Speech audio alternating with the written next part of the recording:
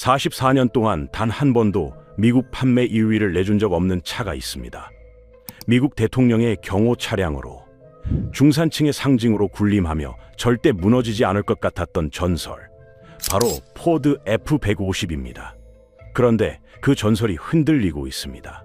전기 픽업 트럭 생산은 무기한 중단되었고 공장에는 팔리지 않는 재고가 쌓이고 있습니다. 그 배경에는 우리나라 1년 예산의 4배가 넘는 2,300조 원 규모의 자동차 빚이 미국 경제를 짓누르고 있습니다. 절대 안 망할 것 같던 포드에 무슨 일이 벌어지고 있는지 함께 파헤쳐 보겠습니다.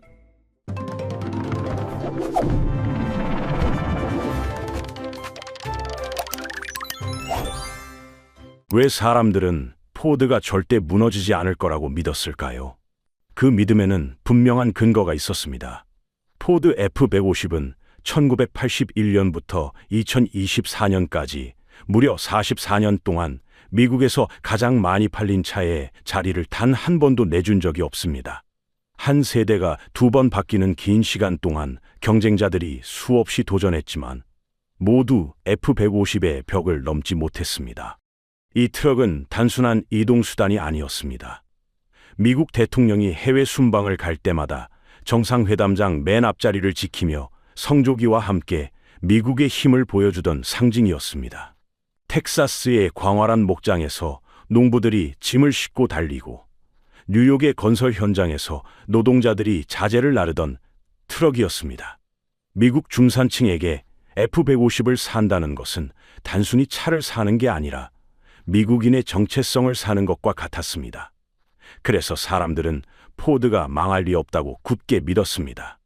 그런데 지금 그 신화에 금이 가고 있습니다.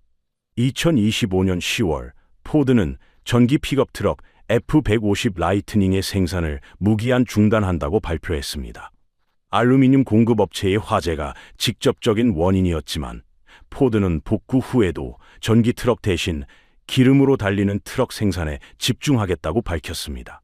급기야 라이트닝 생산을 영구적으로 중단할 수도 있다는 보도까지 나왔습니다.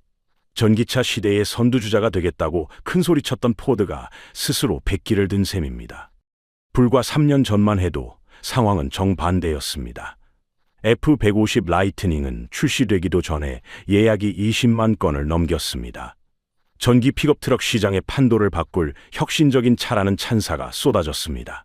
포드 주식은 고공행진을 했고 증권가에서는 앞다투어 목표 주가를 올렸습니다. 그러나 그 찬사는 순식간에 우려로 바뀌었습니다. 포드의 위기는 단순히 한 모델이 안 팔린다는 수준의 이야기가 아닙니다. 이것은 미국 자동차 산업 전체가 흔들리고 있다는 경고등입니다. 2025년 9월까지 포드의 전기차 부문은 36억 달러, 우리 돈으로 약 5조 원의 적자를 기록했습니다. 석 달에 1조 원이 넘는 돈이 사라지고 있는 셈입니다. 이 위기는 포드만의 문제가 아닙니다. GM, 크라이슬러를 포함해서 미국의 3대 자동차 회사를 부르는 빅3 전체가 같은 늪에 빠져 있습니다. 무엇이 이 극적인 반전을 만들었을까요? 겉으로는 전기차 수요가 줄었다거나 가격이 너무 비싸다거나 충전소가 부족하다는 이유들이 나옵니다. 하지만 진짜 원인은 더 깊은 곳에 있습니다. 포드의 위기를 이해하려면 먼저 이 회사가 어떤 선택을 했는지 살펴봐야 합니다. 포드가 전기차의 모든 것을 걸겠다고 선언했을 때 시장은 환호했습니다.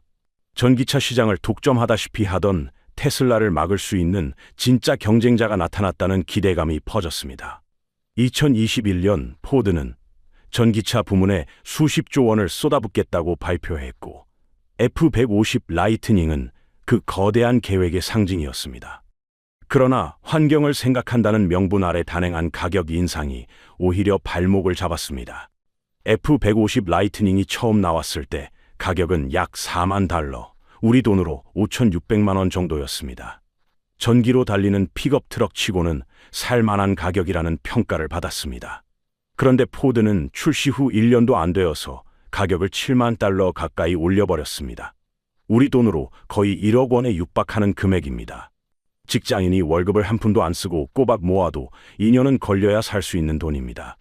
포드 경영진의 논리는 단순했습니다. 전기차 배터리를 만드는 데 필요한 재료값이 올랐으니 차값도 올려야 한다는 것이었습니다. 리튬이나 니켈 같은 배터리 원료 가격이 급등한 것은 사실입니다. 하지만 다른 회사들은 달랐습니다.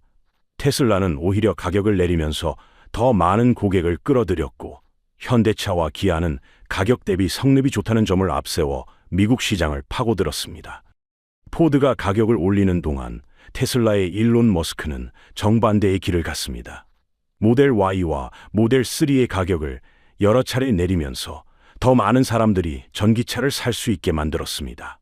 그 결과 테슬라는 2024년에도 미국 전기차 시장의 절반 이상을 차지했습니다. 반면 포드의 전기차 점유율은 한 자릿수에 머물렀고, 라이트닝은 딜러 주차장에 먼지만 쌓이는 신세가 되어버렸습니다. 더 큰 문제는 포드가 기름으로 달리는 차와 전기차 사이에서 방향을 잡지 못하고 있다는 점입니다. 전기차에 올인하겠다고 해놓고 막상 안 팔리니까 다시 기름차 투자를 늘리는 모습을 보였습니다. 한쪽을 선택해야 하는데 이쪽도 저쪽도 아닌 어정쩡한 상태가 되어버린 겁니다.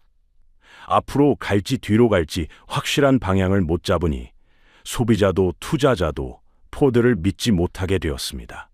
라이트닝은 한 번 충전으로 달릴 수 있는 거리가 경쟁 모델보다 짧았고 충전 속도도 느렸습니다.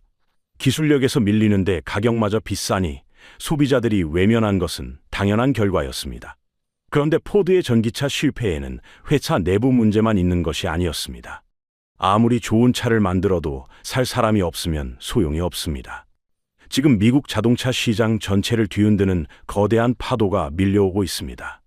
바로 미국 사람들이 차를 사려고 빌린 돈, 자동차 대출 시장이 무너지고 있습니다. 그 규모가 1조 6,600억 달러, 우리 돈으로 2,324조 원입니다. 대한민국 정부가 1년 동안 쓰는 예산의 4배가 넘는 어마어마한 금액입니다. 이 빚이 왜 포드에게 치명적일까요? 미국에서 새 차를 살 때 현금으로 한꺼번에 내는 사람은 드뭅니다. 대부분 은행에서 돈을 빌려서 매달 조금씩 갚는 할부로 차를 삽니다. 그런데 이 할부금을 갚지 못하는 사람들이 늘어나면 새 차를 살 여력이 있는 고객이 줄어들고 결국 포드차가 안 팔리는 악순환이 시작됩니다. 미국의 주요 신용평가 기관들이 발표한 자료는 심각한 경고를 보내고 있습니다. 2024년 자동차 대출을 제때 갚지 못하는 사람들의 비율이 2010년 이후 무려 14년 만에 가장 높은 수준을 기록했습니다. 쉽게 말해서 100명 중 5명꼴로 석 달 넘게 돈을 못 갚고 있다는 뜻입니다. 이 위기가 어떻게 시작됐는지 이해하려면 2020년으로 돌아가야 합니다. 코로나19가 터지자 미국 중앙은행은 경기를 살리려고 금리를 거의 0까지 낮췄습니다. 금리란 돈을 빌릴 때 내야 하는 이자율을 말합니다. 예를 들어 1억 원을 빌렸는데 금리가 5%면 매년 500만 원의 이자를 내야 합니다. 금리가 낮으면 이자 부담이 줄어드니까 돈 빌리기가 훨씬 쉬워집니다. 여기에 정부가 국민들에게 현금까지 나눠주니까 미국 사람들은 너도 나도 새 차를 사러 나섰습니다. 문제는 원래 차를 살 형편이 안 되는 사람들까지 대출을 받아 차를 샀다는 것입니다. 과거에 빚을 제때 못 갚은 기록이 있어서 은행에서 돈 빌리기 어려운 사람들에게도 대출이 쏟아졌습니다. 돈을 빌려주는 금융회사들은 당장 수수료 챙기는 데만 눈이 멀어서 나중에 못 갚으면 어쩌나 하는 걱정은 뒷전이었습니다. 그러다 2022년 하반기에 상황이 확 바뀌었습니다. 물가가 너무 빠르게 오르자 미국 중앙은행이 금리를 급하게 올리기 시작했습니다. 거의 0이던 금리가 1년 반 만에 5%를 넘어섰습니다. 갑자기 매달 내야 하는 이자가 크게 늘어났습니다. 월급은 그대로인데 갚아야 할 돈만 불어난 겁니다. 2025년 현재 미국에서 새 차를 사려면 평균 5만 달러, 우리 돈으로 7천만 원쯤 필요합니다. 5년 전보다 25% 넘게 오른 가격입니다. 자동차 대출 위기는 포드의 핵심 고객층을 직접 공격하고 있습니다. 예전에 자동차 대출 때문에 문제가 생기면 보통 형편이 어려운 사람들 이야기였습니다. 그런데 2024년부터 2025년까지 이어지는 이번 위기는 차원이 다릅니다. 은행에서 가장 믿을 만한 고객으로 분류되는 신용 최상위권 사람들까지 돈을 제때 갚지 못하기 시작했습니다. 형편이 넉넉하다고 여겨지던 사람들도 높은 이자와 물가를 버티지 못하고 있다는 뜻입니다. 이것이 포드에게 특히 치명적인 이유가 있습니다. 포드의 주력 상품인 픽업 트럭은 가격이 비쌉니다. 당연히 사는 사람들도 어느 정도 여유가 있는 중산층 이상입니다. 그런데 그 핵심 고객층마저 지갑을 닫고 있으니 포드로서는 설 자리가 점점 좁아지고 있습니다. 레포라는 단어가 미국 곳곳에서 공포를 퍼뜨리고 있습니다.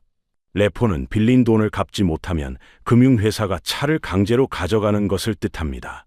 우리나라로 치면 차량 압류입니다. 지금 미국에서는 하루에 수천 대의 차가 원래 주인 손을 떠나고 있고 이 숫자는 달마다 늘어나고 있습니다.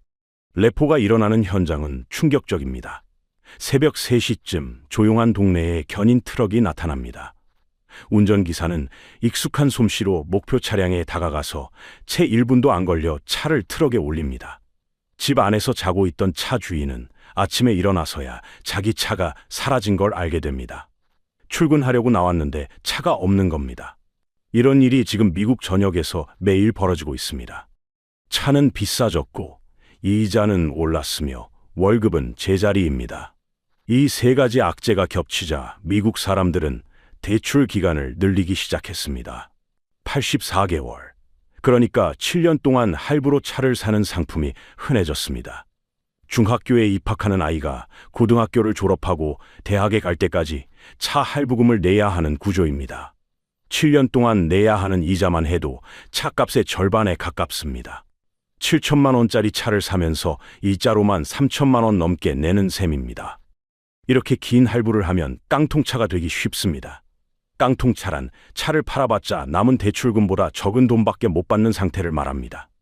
차를 팔아도 빚을 다 못 갚으니 팔 수도 없고 계속 타자니 할부금이 버거운 막다른 골목에 몰리게 됩니다. 이런 상황에서 미국 자동차 회사들 전체가 고객을 잃어가고 있습니다. 하지만 같은 위기 속에서도 선방하고 있습니다. 왜 유독 포드가 더 힘들까요? 바깥에서 온 경제 위기만으로 44년의 신화가 흔들리지는 않습니다. 같은 위기 속에서도 잘 버티는 회사가 있고 쓰러지는 회사가 있기 때문입니다. 포드가 유독 힘든 진짜 이유는 회사 안에 있었습니다. 포드를 포함한 미국의 3대 자동차 회사들은 수십 년 동안 기술을 발전시키는 대신 법의 허점과 수입품을 막는 세금 장벽 뒤에 숨어서 편하게 돈을 벌어왔습니다. 그 보호막의 이름은 치킨세입니다. 치킨세의 역사는 1960년대로 거슬러 올라갑니다. 그때 유럽이 미국에서 들어오는 닭고기에 높은 세금을 매겼습니다. 그러자 미국은 보복으로 유럽에서 들어오는 경트럭에 25%의 세금을 붙였습니다. 닭 때문에 시작된 싸움이라서 치킨세라는 별명이 붙었는데 놀랍게도 이 세금이 60년이 지난 지금까지 유지되고 있습니다. 이 세금 덕분에 토요타나 폭스바겐 같은 외국 회사들은 미국에서 픽업 트럭을 팔기가 아주 어려웠습니다. 경쟁자가 사라진 시장에서 미국 자동차 회사들은 마음껏 가격을 올렸습니다. 어차피 외국 차는 25%나 비싸게 들어오니까 자기들은 그것보다 조금만 싸게 팔면 되었습니다. 굳이 품질을 높이거나 새로운 기술을 개발할 이유가 없었습니다. 경쟁이 없으니 노력할 필요도 없었던 겁니다. 덩치 큰 다목적 차량인 SUV를 둘러싼 법의 허점도 같은 맥락입니다. 미국의 환경 규제는 일반 승용차에는 엄격한 연비 기준을 적용하지만 트럭으로 분류되는 SUV에는 기준이 훨씬 느슨합니다. 미국 자동차 회사들은 이 허점을 이용해서 기름을 많이 먹는 큰 SUV만 집중적으로 만들었습니다. 연비 기준을 맞추려고 비싼 기술 개발에 돈을 쓰는 것보다 법의 빈틈을 파고드는 게 훨씬 편했으니까요. 이런 안일한 경영의 대가는 2008년 세계 금융위기 때 드러났습니다. GM과 크라이슬러는 거의 망할 뻔해서 정부한테 돈을 빌려 겨우 살아남았습니다. 그때 살려달라고 의회에 간 자동차 회사 사장들이 수천만 달러짜리 개인 비행기를 타고 나타나서 미국 국민들의 분노를 샀습니다. 회사가 망하게 생겼다면서 돈을 빌리러 온 사람들이 호화 비행기를 타고 온 겁니다. 그런데 그 뼈아픈 교훈조차 오래가지 않았습니다. 위기가 지나가자 미국 자동차 회사들은 다시 예전 버릇으로 돌아갔습니다. 2018년에 포드는 결정적인 실수를 저지릅니다. 미국 시장에서 머스탱 한 모델만 빼고 모든 세단 승용차를 더 이상 안 만들겠다고 발표했습니다. 돈이 안 되는 승용차는 접겠다는 선언이었습니다. 당장은 이익이 늘었을지 모르지만 포드가 버린 그 시장을 토요타, 혼다, 현대기아가 차지해버렸습니다.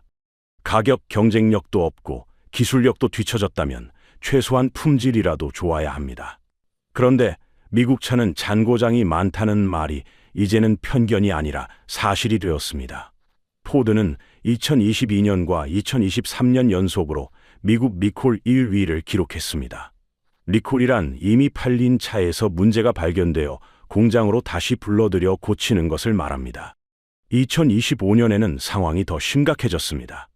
12월 기준으로 포드는 138건 이상의 리콜을 발표했습니다. 이전까지 한 해 최다 리콜 기록은 77건이었는데 포드가 그 기록을 거의 2배 가까이 깬 것입니다. 일주일에 2~3번꼴로 리콜 공지가 나가는 셈입니다. 절대 무너지지 않을 것 같던 포드의 민낯이 드러난 겁니다. 리콜 내용을 들여다보면 더 심각합니다. 사고가 났을 때 운전자를 보호해야 하는 에어백이 제대로 작동하지 않는 문제, 기어를 바꾸는 변속기가 오작동하는 문제, 심지어 차에서 불이 날 수 있는 위험까지 있었습니다. 자동차는 사람의 목숨을 싣고 달리는 기계입니다. 한 번의 결함이 돌이킬 수 없는 사고로 이어질 수 있습니다. 그런데 포드는 이런 심각한 결함들을 계속해서 일으키고 있습니다. 주주들한테 돈을 나눠줄 여유는 있으면서 품질 관리에 쓸 돈은 아까웠던 걸까요? 포드는 어려운 상황에서도 주식을 가진 사람들에게 배당금을 열심히 줬습니다. 문제는 그 돈이 연구 개발이나 품질 향상이 아니라 당장의 주가 관리에 쓰였다는 것입니다. 눈앞의 이익을 챙기느라 정작 차를 사는 고객들을 잃어버린 셈입니다. 외부의 위협도 거세지고 있습니다. 중국 전기차 회사 BYD가 무섭게 성장하고 있습니다. BYD는 이미 세계에서 가장 많은 전기차를 파는 회사가 되었습니다. 공식적으로는 멕시코 시장만 노린다고 밝혔지만 전문가들은 이것이 미국 시장 진출의 전초기지가 될 수 있다고 보고 있습니다. 치킨세라는 보호막이 영원하지 않다는 신호입니다. 테슬라는 배터리도 직접 만들고 차를 움직이는 소프트웨어도 직접 개발하고 전국에 충전소도 깔았습니다. 포드가 전기차를 만들려면 배터리는 다른 회사에서 사와야 하고 소프트웨어는 외주를 맡겨야 합니다. 현대차 그룹도 미국 조지아주에 전기차 공장까지 지었습니다. 포드 입장에서는 앞뒤 좌우 모두 경쟁자에게 둘러싸인 형국입니다. 안팎으로 위기가 닥치자 포드 경영진은 계획을 대폭 수정했습니다. 하지만 한번 달리기 시작한 기차를 멈추는 데는 큰 대가가 따릅니다. 2023년 포드는 전기차 목표를 크게 낮추었습니다. 원래 2026년까지 1년에 200만 대의 전기차를 만들겠다던 계획을 사실상 접었습니다. 야심차게 발표했던 약속이 빈말로 끝나버렸습니다. F-150 라이트닝 생산 중단은 그 후퇴의 상징입니다. 포드는 전기차 부문에 투자하겠다던 돈도 120억 달러나 깎았습니다. 우리 돈으로 약 7조 원입니다.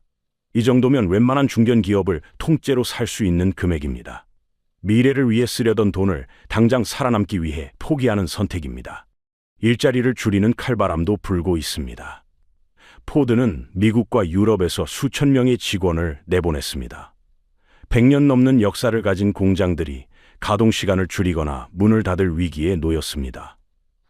디트로이트의 노동자들에게 포드는 단순한 직장이 아니라 삶의 터전 그 자체였습니다. 할아버지, 아버지, 아들까지 3대가 같은 공장에서 일하는 집안도 많았습니다. 그런 가족들의 터전이 흔들리고 있습니다. 회사를 이끄는 사람들도 흔들리고 있습니다. 짐 팔리 CEO는 전기차 시대를 이끌겠다는 각오로 경영을 맡았지만 계속되는 실적 부진 앞에서 압박을 받고 있습니다. 이사회에서는 전략을 바꾸라는 목소리가 높아졌고 경영진은 방어하기 바쁜 상황입니다. 포드가 빠진 상황은 이러지도 저러지도 못하는 막다른 골목입니다. 전기차에 올인하자니 돈이 부족하고 기름차에 머물자니 미래가 없습니다. 처음부터 전기차만 만든 테슬라처럼 새 시대에 맞게 태어난 회사도 아니고, 기름차와 전기차 사이 중간 단계인 하이브리드 차로 다리를 놓은 도요타처럼 준비된 회사도 아닙니다. 어느 쪽에도 확실히 서지 못한 위치가 가장 위험합니다. 돈을 투자하는 사람들의 반응은 차갑습니다.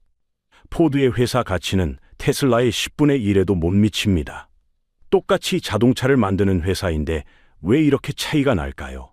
주식시장은 지나간 과거가 아니라 다가올 미래를 봅니다. 포드가 앞으로 어떻게 될지 그림이 뚜렷하지 않은 한 주가가 오르기는 어렵습니다. 디트로이트의 비극은 하루아침에 생긴 것이 아닙니다. 법의 허점에 기대고 당장의 이익에만 눈이 멀어 변화를 거부한 대가가 수십 년에 걸쳐 쌓인 결과입니다. 포드의 위기는 단순히 한 회사가 어려워진 이야기가 아닙니다. 혁신을 멈추면 어떤 거인도 흔들릴 수 있다는 냉정한 현실의 경고장입니다. 이제 미국 차라는 이름값은 예전 같지 않습니다. 2024년 미국에서 가장 많이 팔린 승용차 목록에서 포드의 이름을 찾아보기 어렵습니다. 그 자리는 도요타, 혼다, 그리고 현대기아가 차지했습니다. 44년간 트럭 부문 1위를 지키던 F150도 전기차 전환 실패와 품질 문제로 아성이 흔들리고 있습니다. 한때 세계 자동차 산업의 심장이라 불리던 디트로이트가 서서히 빛을 잃어가고 있습니다. 여기서 대한민국은 교훈을 얻어야 합니다. 현대차와 기아가 지금은 잘 나가고 있습니다. 미국과 유럽에서 판매 기록을 세우고 전기차 시장에서도 좋은 성적을 내고 있습니다. 하지만 중국 회사들의 추격은 매섭고 테슬라와의 기술 격차도 여전히 존재합니다. 지금 잘 나간다고 안심하면 10년 뒤에 우리나라 자동차 산업이 지금의 포드 같은 처지가 될 수도 있습니다. 한국 자동차 산업이 처한 상황은 1990년대 미국 빅3와 닮은 점이 있습니다. 노동자와 회사의 갈등, 높은 인건비, 정부 도움에 대한 기대, 그리고 중국이라는 무서운 경쟁자의 등장까지. 그때 미국 회사들이 일본과 한국 회사에게 시장을 뺏긴 것처럼 지금의 현대기아도 BYD와 테슬라에게 같은 운명을 맞을 수 있습니다. 물론 현대차 그룹이 포드와 똑같다는 말은 아닙니다. 전기차와 미래 이동수단에 과감하게 투자하고 있고 품질도 많이 좋아졌습니다. 하지만 방심은 금물입니다. 자동차 산업의 주인은 10년마다 바뀌어 왔습니다. 1970년대에는 미국이 최강이었고 1990년대에는 일본이 떠올랐으며 2010년대에는 한국과 독일이 치고 올라왔습니다. 영원한 1등은 없습니다. 핵심 교훈은 분명합니다. 보호막에 기대면 경쟁력을 잃고 당장의 돈에만 눈이 멀면 미래를 잃습니다. 포드는 치킨세라는 편한 울타리 안에서 변화를 외면했고 그 대가를 지금 치르고 있습니다. 44년간 1위를 지켜온 거인도 한순간에 흔들릴 수 있다는 것. 이것이 포드가 우리에게 보여주는 냉정한 현실입니다. 오늘 우리는 절대 무너지지 않을 것 같던 포드가 어떻게 44년 신화의 위기를 맞았는지 살펴보았습니다. 치킨세라는 보호막 뒤에 숨어 혁신을 미룬 대가, 단기 이익에 눈이 멀어 승용차 시장을 통째로 넘겨준 판단착오, 역대 최다 리콜이라는 품질 문제, 그리고 2,300조 원에 달하는 자동차 빚이 미국 소비자들의 지갑을 닫아버린 현실까지. 이 모든 것이 겹쳐서 지금의 위기가 만들어졌습니다. 여러분은 10년 뒤에도 현대기아가 지금처럼 승승장구할 거라고 확신하십니까? 혹시 우리도 모르는 사이에 포드와 같은 실수를 반복하고 있는 것은 아닐까요? 여러분의 생각을 댓글로 남겨주시길 바랍니다. 다음 영상에서는 포드를 위협하는 중국 전기차 공룡 BYD의 성장 비결을 파헤쳐 보겠습니다. 배터리 회사가 어떻게 세계 1위 전기차 업체가 되었는지 낱낱이 분석해 드리겠습니다. 저희 채널에서는 경제와 산업의 숨겨진 이야기를 누구나 이해하기 쉽게 전해드리고 있습니다. 다음 영상을 놓치지 않고 빠르게 보시려면 지금 구독과 좋아요 눌러주시길 바랍니다. 그럼 다음 영상에서 뵙겠습니다.